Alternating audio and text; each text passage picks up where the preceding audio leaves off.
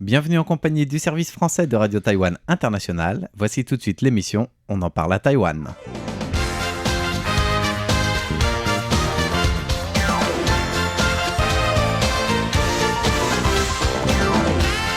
Bonjour à toutes et à tous, c'est François-Xavier Boulet.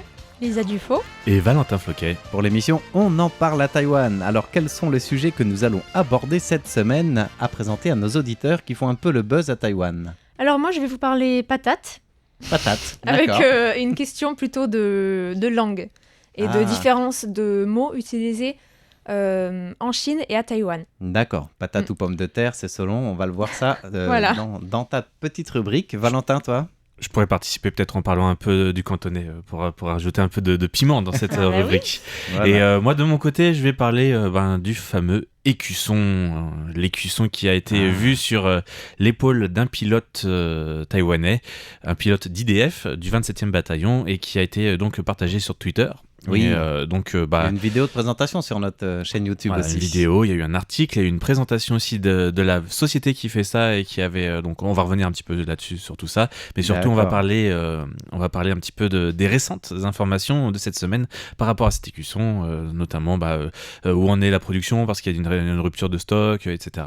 Donc j'ai des informations en interne de première main. Donc voilà, D'accord. je vais partager ça avec nos auditeurs. Et moi, pour ma part, je vous propose de conclure avec la suite de l'enquête. La semaine dernière, on avait parlé d'une école qui a fait un peu le bad buzz pour avoir participé à un clip vidéo qui a été diffusé en Chine, bon gré, mal gré. Voilà, on revient un petit peu avec la suite de l'histoire puisque l'enquête préliminaire menée par la municipalité de Taipei donne déjà des premières responsabilités.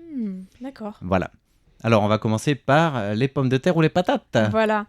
La petite histoire, c'est que le ministre de l'Éducation, Pan Wen-chong, a été interrogé au Parlement ce lundi au sujet d'un terme en chinois mandarin qui était dans un manuel scolaire de SVT. Oui. Et en fait, le mot utilisé était toutou, qui signifie... ça dépend de quel côté de la barrière on se situe, mais... Ça signifie pomme de terre, comme on l'a dit, mais ça, c'est dans l'appellation chinoise. Ça signifie pomme de terre, effectivement, mais en Chine, c'est pas vraiment un mot qu'on utilise à Taïwan. À Taïwan, on dit plutôt... on dira malingshu pour pomme de terre. Par contre, tuto, il existe à Taïwan, utilisé par les Hakka, mais ça désigne pas les pommes de terre, voilà. Et ça, tu vas nous en parler, je pense. Mais même en taïwanais, puisque moi, je me rappelle d'une série télé très connue à Taïwan, où un des personnages principaux s'appelait Todao. Voilà. Et ça veut dire donc la cacahuète avec la coque, si je ne me trompe pas. C'est exactement ça. Exactement. En fait, il s'agissait d'un petit... comment on dit une petite bulle. Une petite bulle, une bulle de bande dessinée pour illustrer en fait les malentendus qui peuvent exister entre différents mots communs qui parlent de choses différentes en chinois. Un peu comme des homonymes, quoi. Voilà, ou plutôt dans le sens qu'il peut y avoir de différentes utilisations dans différentes cultures et différentes habitudes. D'accord. Donc là, dans cette petite bulle, il y avait un élève qui parlait d'un délicieux plat de patates frites, donc tuto, qu'il avait mangé. Et l'autre élève se demandait, mais c'est bizarre, comment on peut faire couper, comment on peut émincer des cacahuètes pour les faire frire, pour les faire sauter, c'est un peu bizarre. J'imagine le quiproquo, oui. Voilà. Donc en fait, c'était une bulle qui cherchait à illustrer le fait que les noms scientifiques des différentes espèces végétales sont importantes parce que des fois, les noms communs peuvent référer à plein de choses différentes. D'accord. Voilà. Et en fait, c'est une députée du New Power Party, Chen Jiahua, qui a posé la question au ministre au Parlement, lors d'une audition au Parlement, et elle lui a dit comment on dit qu'est-ce que ça veut dire tuto? Et du coup, il a dit je crois que à partir de ce que je connais en taïwanais, c'est des cacahuètes. Oui. Il comprenait vraiment pas où le député voulait en venir, en fait. Comme une patate sur la soupe. Voilà, donc ensuite la députée a parlé de cette petite polémique, on va dire, à propos de ce manuel qui a été publié par le Kangshuan Educational Publishing Group, qui est donc un groupe taïwanais. Voilà, c'est une maison d'édition taïwanaise. Voilà. Et voilà, le ministre a eu l'air surpris. Il a dit, bon, comment ça se fait que c'est passé notre processus d'évaluation mais bon, en réalité, c'était juste une petite bulle pour illustrer la différence c'est ça, oui. Enfin, la manière dont un mot peut vouloir dire différentes choses dans différentes cultures. La manière dont tu le présentes, il n'y a pas du tout de polémique ou de scandale, en fait. Non, effectivement. Et d'ailleurs, j'ai envie de rajouter un mot en disant que cette édition, elle existe depuis plusieurs années, puisque moi, j'ai deux de mes enfants qui ont déjà passé cette première année de collège, dont un qui est déjà au lycée. Et il y avait cette bulle, elle n'a pas fait, polémique. Non, parce que je suis allé leur demander quand j'ai vu ça, le buzz. Je leur ai demandé et en effet, on a ressorti leur bouquin. Et donc, depuis 4 ans et 1 an, pour les...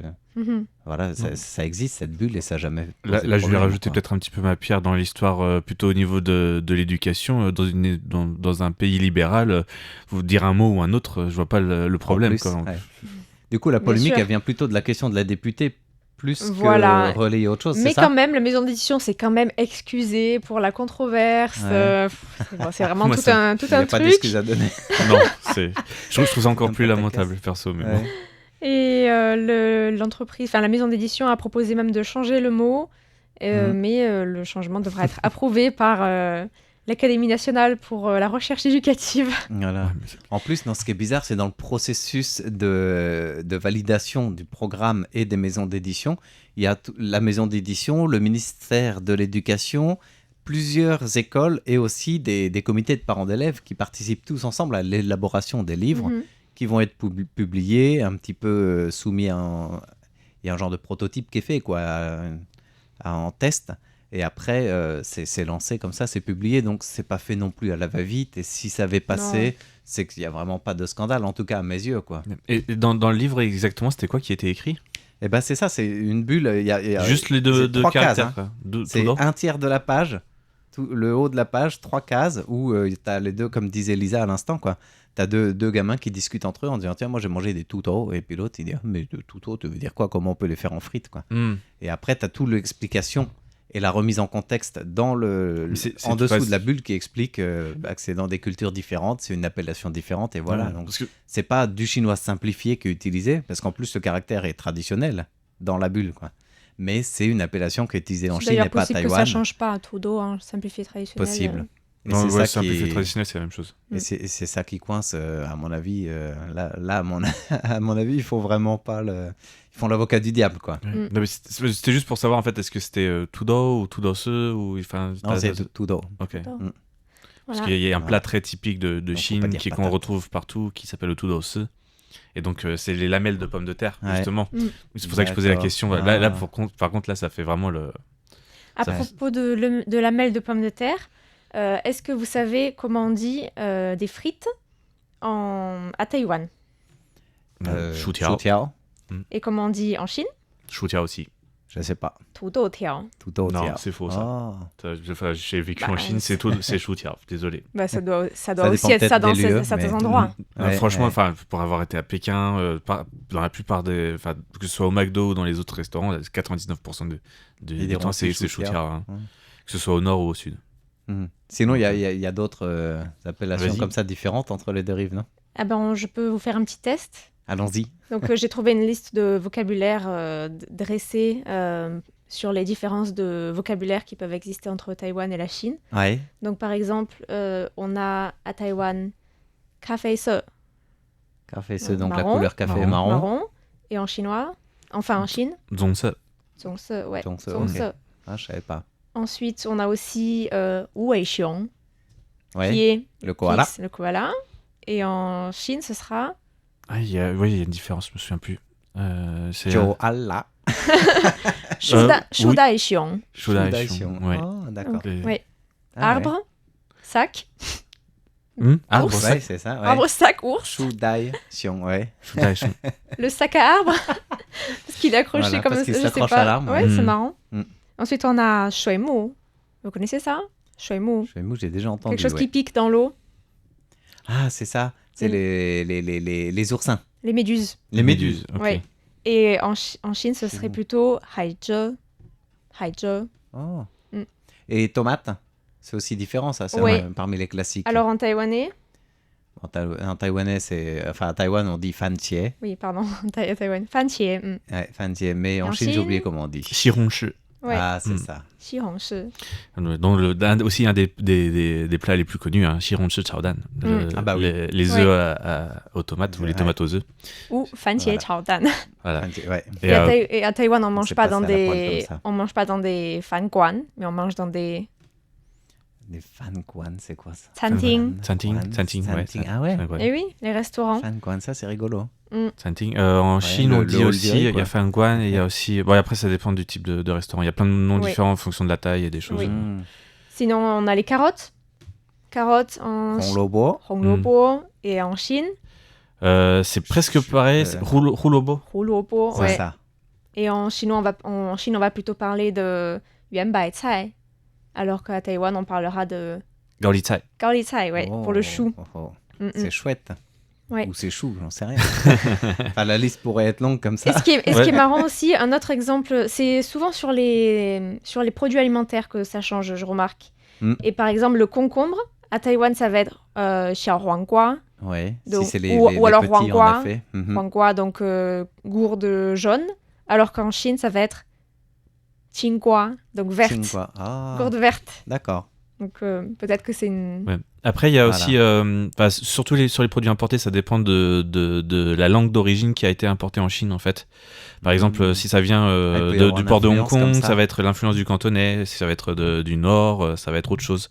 Ça va vraiment être en fonction du dialecte dans lequel a été utilisé le mot au début. Et après, j'ai toujours l'exemple de la palette de bois qui est tout simple, qui est vraiment la palette de bois, quoi. Ouais. Et en mandarin, selon les régions, c'est pas du tout les mêmes mots. Moi, je reconnais 4 versions différentes. Non, justement, que selon les fournisseurs dans des régions différentes, quand je faisais emballer mes produits en Chine, une fois c'était tuopan, qui veut dire le socle pour soutenir.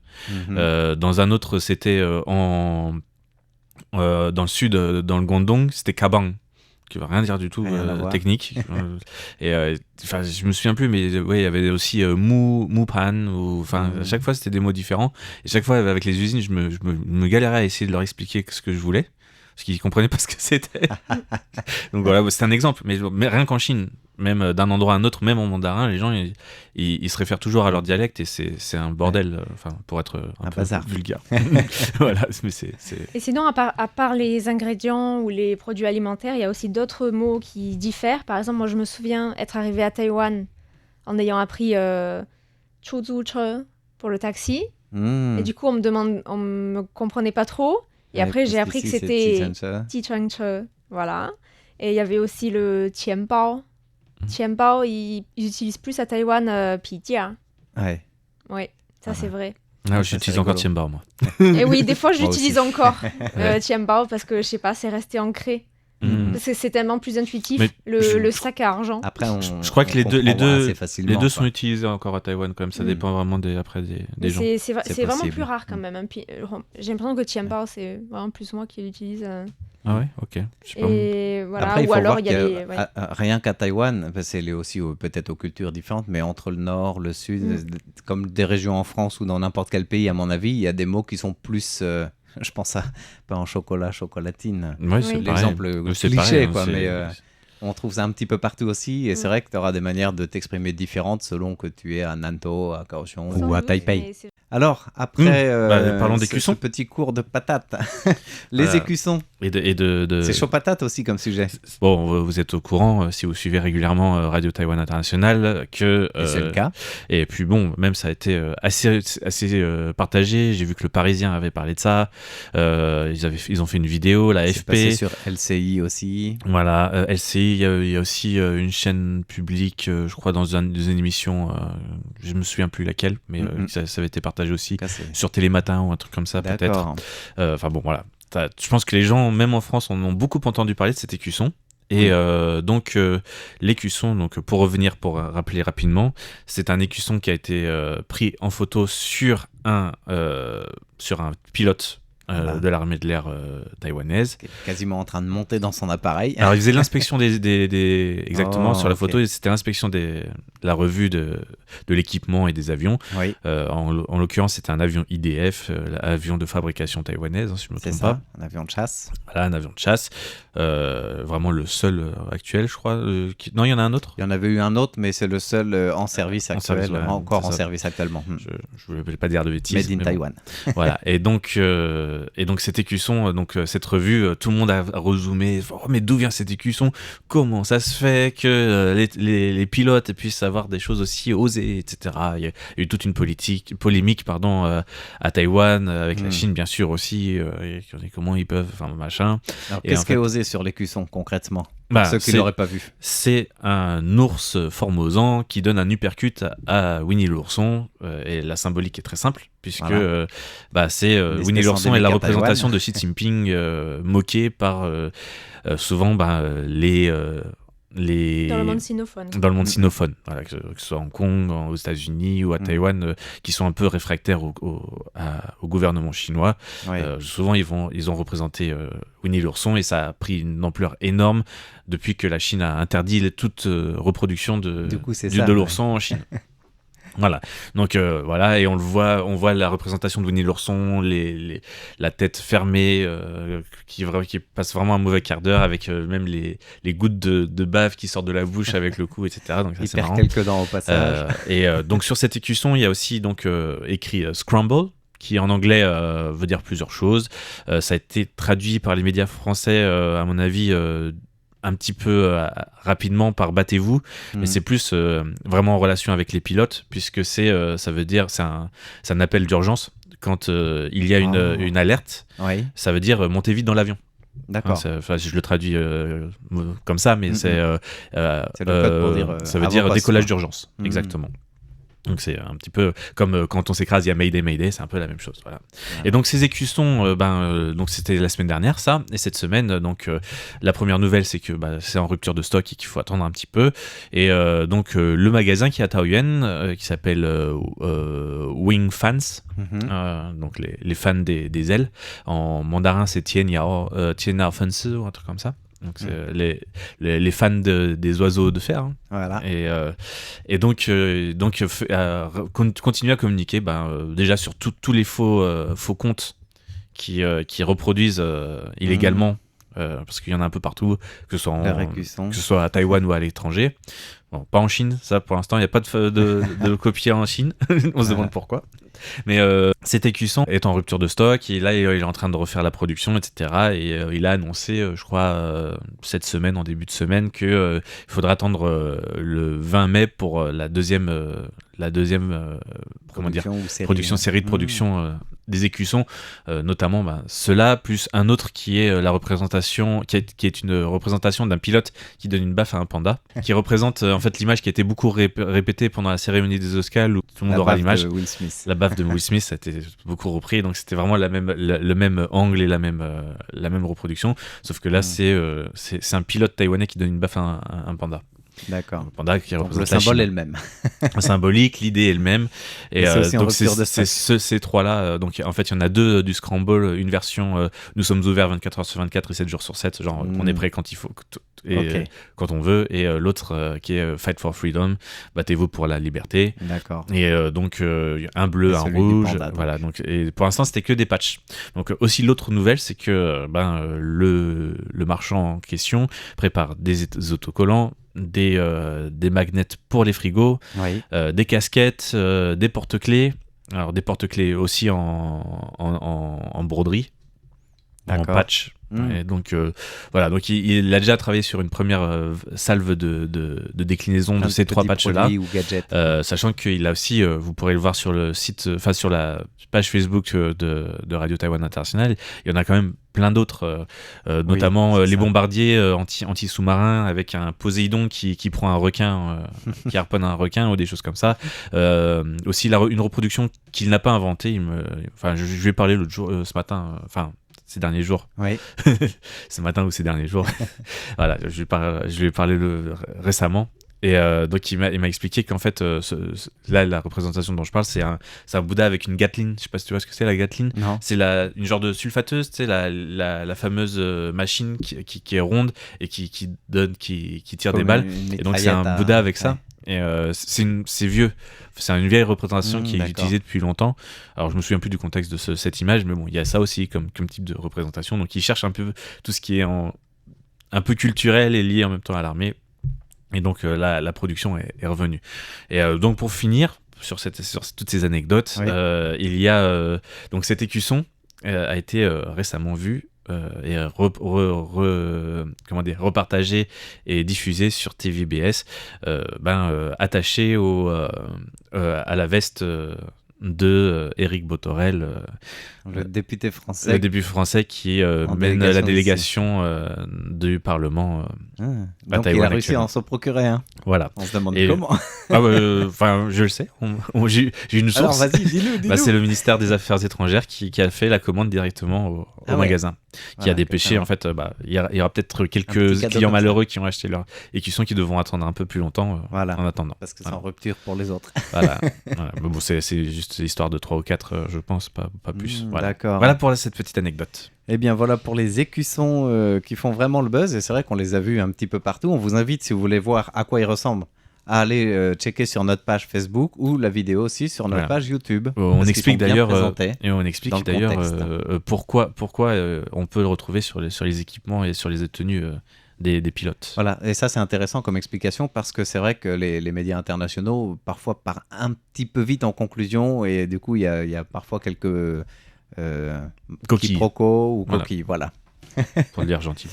Voilà. Alors moi j'avais envie de conclure le sujet dont on en parle à Taïwan aujourd'hui par un retour sur la suite de la petite enquête menée par la mairie de Taipei suite au fameux clip vidéo de la discorde interdétroit, c'est comme ça que je l'ai appelé.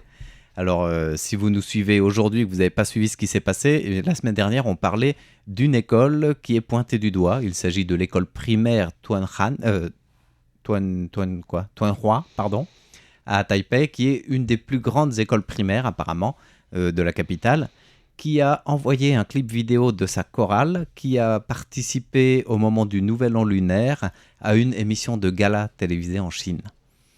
Jusque-là, bon, ça peut passer, quoi. On participe, c'est international, c'est le Nouvel An lunaire, c'est le monde chinois en général, pourquoi pas y participer aussi? Le problème, c'est que la chanson choisie est une chanson qui promeut la réunification, qui promeut la nostalgie de la Grande Chine, etc., avec des paroles très très explicites, et en plus que les parents d'élèves et même les élèves, quand ils ont fait le clip, ne savaient pas que ça allait servir pour un gala comme ça. Du coup, il y a eu des plaintes 3 mois après, quand les parents s'en sont rendus compte. Il y en a plusieurs qui ont porté plainte auprès de la municipalité, et donc des conseillers municipaux, bien sûr, ont repris le dossier pour voir ce qu'il fallait faire. Alors très vite, le nouveau maire, Jiang Wan, pour essayer d'éteindre la polémique, a voulu intervenir et du coup a demandé une enquête express du bureau de l'éducation qui a, hier, justement, rendu son premier avis et qui pointe du doigt 3 manquements de l'établissement en question, donc l'école primaire Tuanhua.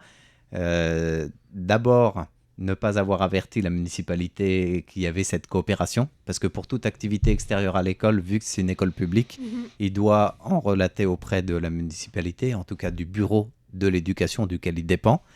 Et puis, dans la préparation de ce dossier, c'est la partie organisatrice chinoise, donc on va dire la chaîne de télévision pour faire plus simple, qui a contacté directement l'école, en l'occurrence directement le directeur de l'école.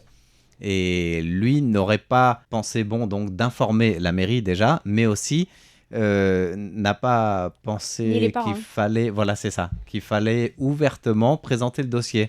Alors il a quand même discuté avec la partie chinoise en disant la chanson que vous demandez, moi je préférerais une autre version ou un autre type, parce qu'il a quand même estimé que c'était pas la meilleure chanson possible, surtout vu les tensions interdétroit actuelles, quoi. Parce que la chanson s'appelle « Nous chantons ensemble ». Ça a été créé l'année dernière par un parolier taïwanais pro-chinois. Ça a été chanté par un artiste qui a été pointé du doigt par les indépendantistes à Taïwan aussi, en l'occurrence. À cette occasion-là, c'était aussi pour le Nouvel An chinois, le Nouvel An lunaire de l'année d'avant. Et cette année, c'est une école taïwanaise, donc des gamins de primaire. On parle de 7 à 12 ans qui font partie d'une chorale, qui ont chanté ça. Alors, l'école a d'abord dit c'est un peu inapproprié, on aimerait autre chose. Et la réunion a conclu que la partie chinoise ne voulait pas que ce soit autre chose. Il a fallu 2 semaines de tractation pour que l'école, le directeur de l'école, en parle au conseil d'administration. Ils ont discuté un petit peu ensemble pour dire on veut vraiment pas cette chanson. Si il faut que ce soit cette chanson, il y aura certaines parties, on n'aura pas les paroles. Donc les plus problématiques. Et apparemment, la Chine, c'était soit ça, soit rien. Mais la Chine a payé ou pas? La partie chinoise a payé l'enquête ne dit pas encore. Mais les 3 manquements... Normalement, là, c'est l'école de Taipei qui devrait avoir le dernier mot. Et ce qui est bizarre, c'est que le directeur qui s'appelle Liu Tiannan est pointé du doigt pour avoir cédé à la partie chinoise. On ne sait pas s'il y a conflit d'intérêts derrière, s'il a touché de l'argent, si l'école a en contrepartie, mais il a fini par dire bon, d'accord, ce sera comme ça. Et puis il l'a validé un petit peu tout seul. Parce qu'autrement, l'école aurait eu totalement la possibilité de dire non, on ne veut pas. Tout à fait, c'est nous on ne fait pas et point barre. Et du coup, l'enquête administrative... Donc c'est louche. C'est louche. Après, il y a d'autres moyens de pression de la Chine qu'on connaît, de la Chine qui sont autres que financiers. C'est possible. Et pour l'instant, les trois manquements pointés par... Je dis pour l'instant parce qu'il y a eu 1 semaine d'enquête. Et ça, c'est le bureau de l'éducation de Taipei qui a mené cette enquête au niveau administratif seulement parce qu'il ne peut pas faire plus. C'est sa juridiction. Et du coup, c'est que le directeur, Liu Tiannan, n'en a pas référé.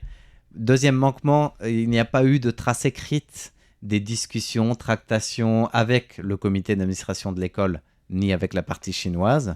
Et le troisième manquement qui m'échappe, c'est qu'il n'y a aucune possibilité de confirmer vraiment qui a été responsable des tractations pour remplir le formulaire récapitulatif demandé par les membres de l'école, parce que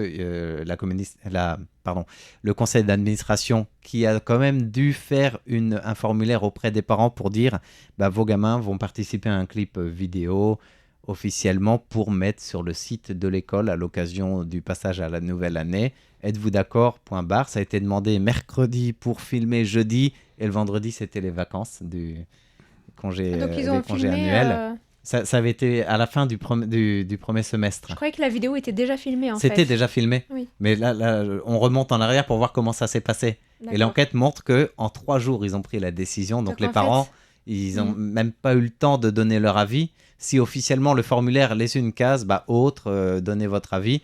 Le temps que les avis remontent, l'école avait déjà enregistré le clip sous couvert que le formulaire avait été donné. Donc ils sont aussi pointés du doigt pour dire la procédure n'a pas été faite jusqu'au bout de la part de l'école, qui aurait dû avoir plus de temps pour demander la réponse des parents dans leur accord, prendre en compte leur avis avant de filmer. Mais donc la vidéo a été filmée pour ce but-là ? Oui. C'est ce que l'enquête commence à montrer. Donc c'est pas ce qu'on savait au départ. La vidéo a vraiment été tournée pour envoyer à la partie chinoise. Oui. Et le choix de la chanson a été très bien réfléchi aussi. Par la partie chinoise, c'est clair. Et concédé par la partie taïwanaise. C'est totalement différent de ce qu'on croyait au début, en fait. Tout à fait. Et du coup, ces 3 manquements, ça me paraît léger comme premier verdict du bureau de l'éducation de Taipei. Ça va aller plus loin, bien sûr. Il est déjà sanctionné, le directeur Liu Tiannan, sans que la mairie dise exactement ce qui ressort de la sanction. Est-ce que c'est purement financier ? Est-ce qu'il ne va plus pouvoir diriger une école ? Pour l'instant, la mairie dit... C'est que préliminaire comme enquête. Déjà, la mairie dit c'est en cours, donc on ne peut pas commenter. Et en plus, pour préserver l'intégrité du dossier, mais de la personne, en l'occurrence Liu Tiannan, qui apparemment reçoit pas mal de menaces en ce moment, ils ne diront pas de quoi il en ressort. Ça reste personnel mais je et pense privé. qu'au niveau des sanctions, ça peut pas être financier. Ça va être là au niveau de la mairie. S'il a reçu de l'argent, la mairie peut le sanctionner. Mais financièrement, parce que si c'est pas habilité, pas lui, mais elle peut le sanctionner financièrement via les subventions à l'école en fait. Ah oui, puis, s'il s'agit d'un cas de corruption, ça peut aller en justice. C'est pas la mairie. La mairie peut seulement faire une chose, c'est de se porter partie civile avec l'école pour lancer une enquête judiciaire. Tout à fait. Et si la mairie parle pas plus aujourd'hui, c'est qu'à mon avis, ils sont vraiment en train de de se gratter la tête pour savoir quoi faire, quoi. Donc là, on arrive déjà au terme de l'émission et on est loin du terme de cette enquête. On en reparlera peut-être dans les prochaines semaines, qui sait.